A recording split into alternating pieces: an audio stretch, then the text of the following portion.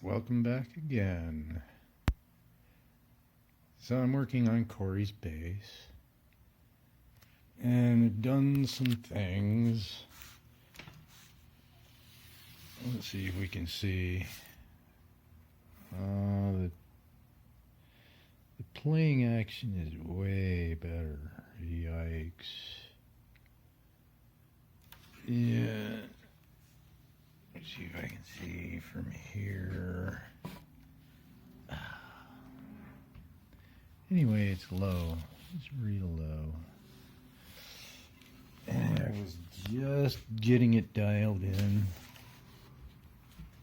And unfortunately,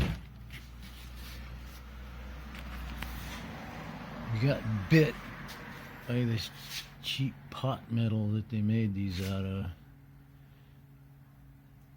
Those teeth just sheared right off. And the thing won't turn anymore. I mean, it's, yeah. There. It's going the other way. But when you get to that spot with the broken teeth, it won't go anymore. Look at that. That's bad. There's a piece of something.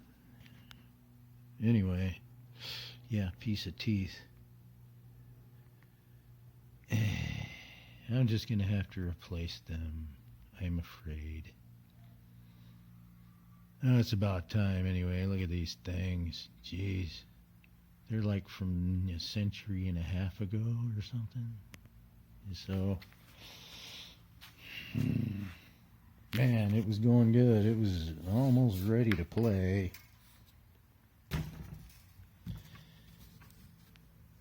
Oops, there it is. Piece of tooth. So yeah, they make those out of the crappiest metal they can find, so it's nice and cheap. Yeah, it's not good. But it's fixable. The bridge is squared away, straightened out. Man, the strings actually fit through the holes, but I had to drill this hole and this hole larger so the strings would fit through. I don't know. I have no idea why they would make holes too small to fit regular strings through. Cheap stuff. Anyway, that's sorted out. These were going to be excellent strings. Hope I can save them, because everything else looks good. This sucker's going to play real nice. Yeah.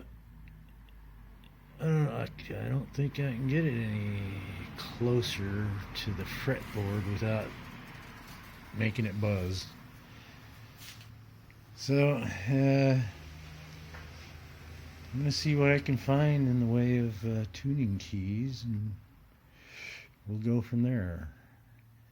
Till then, I've got... Oh my. What have I done with that guitar?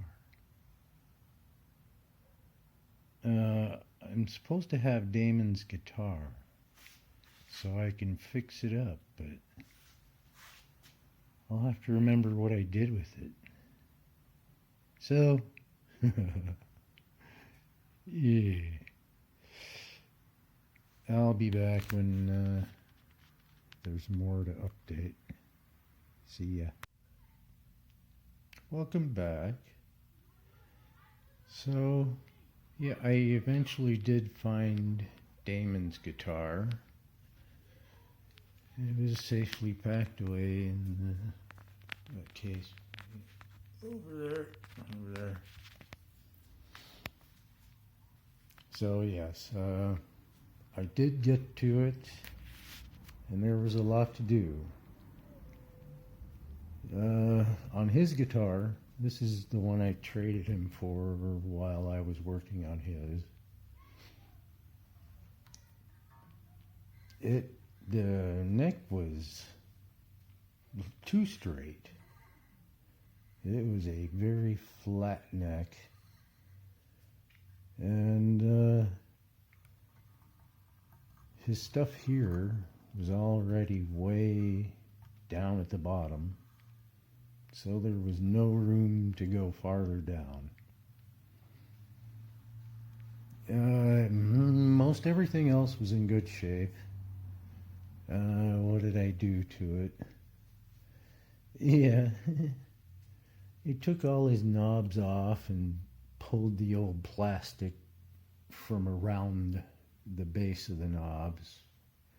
You know, they put a protective plastic sheet on, and there's no way to get that plastic out from under there unless you pull the knobs off. So, like every guitar you run into that's a couple of years old is going to have plastic left under there where they didn't pull the knobs off. They just pulled whatever plastic they could get out from under them. So that, yeah, when you turn the knobs, you can hear it going crackle, crackle, crackle. So I took his knobs off, got the old plastic off. That made that way better. And his nut was very good. It was just about right. So no problems there. What I had to do is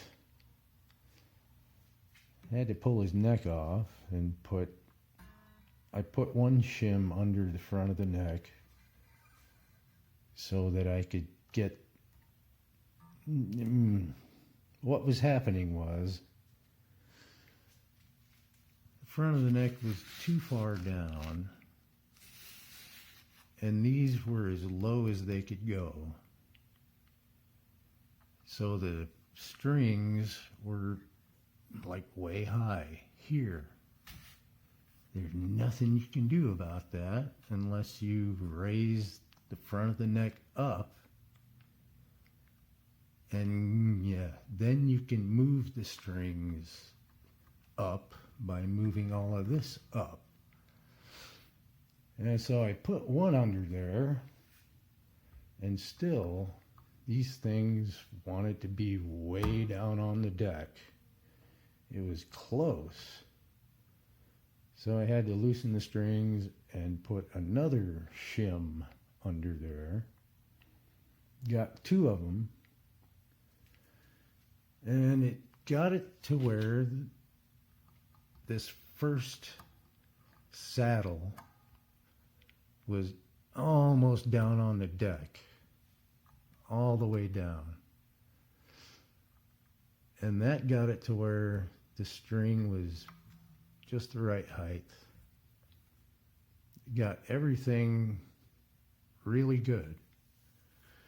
But it's at the extreme bottom. It plays like heck though. That guitar, whew, you know, with the two shims, everything set up nicely. And it played like, it was an amazing little guitar to play. So, if anything changes with his neck, we probably have to put another shim and lift the stuff up. But for now, it's playing amazing.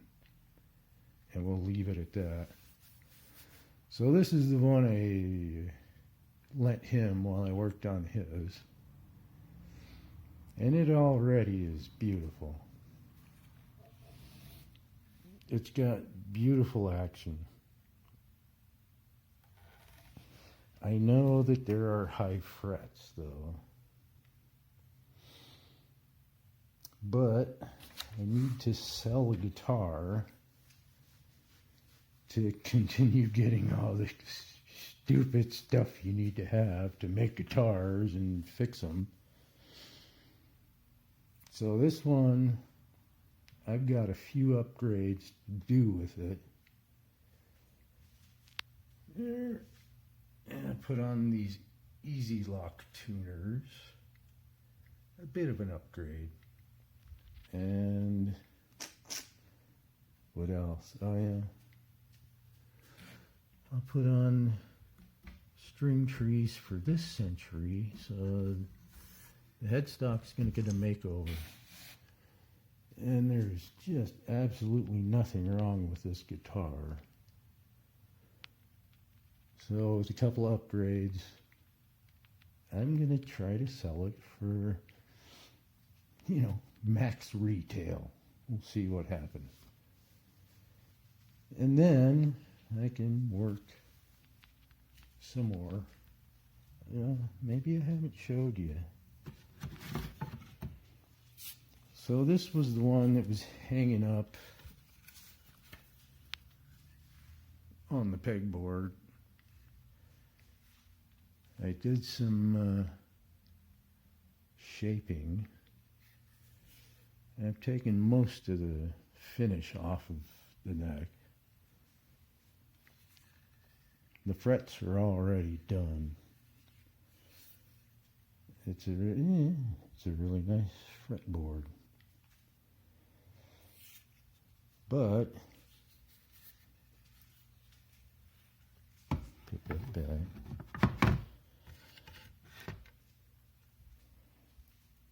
I'm still really iffy about what the heck's going on with this wood. So I sanded it down to there, and there's still seemingly a coat of something. I think I'm getting through right here. And if it's not some strange paper plywood stuff, I should be able to get the rest of this yellowish stuff off. And then I can do the same thing I did with the first Tellenstein. And it'll be the first Strattenstein. But it needs work. I gotta drill those out, fill them in, and put the bridge in the right place. And lots of other stuff. At least the neck is almost done. So I just went $140 in debt because my it's dark. My batteries for my trusty Ryobi tools, the last good battery started dying when I was cutting that shape out. But they were having a special at Home Depot. Get two big, high capacity, fast charging batteries for $140. And you get, you got to choose a tool, a free tool. So, here it is.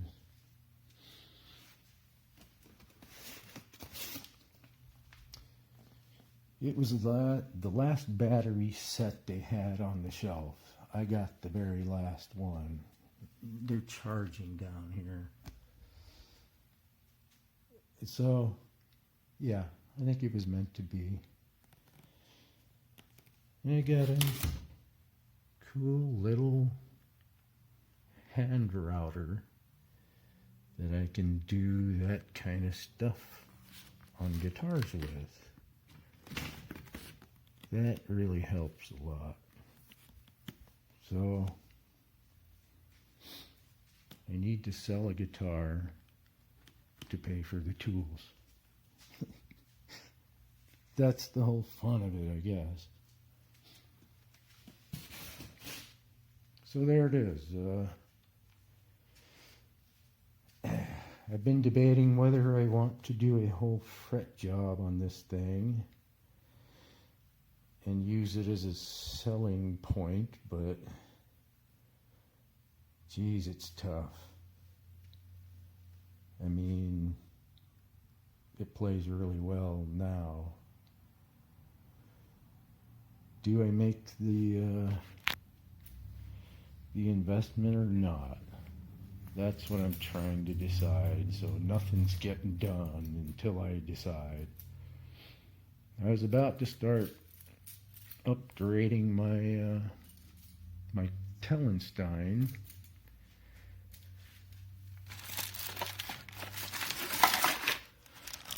Putting this on there and seeing what it looks like.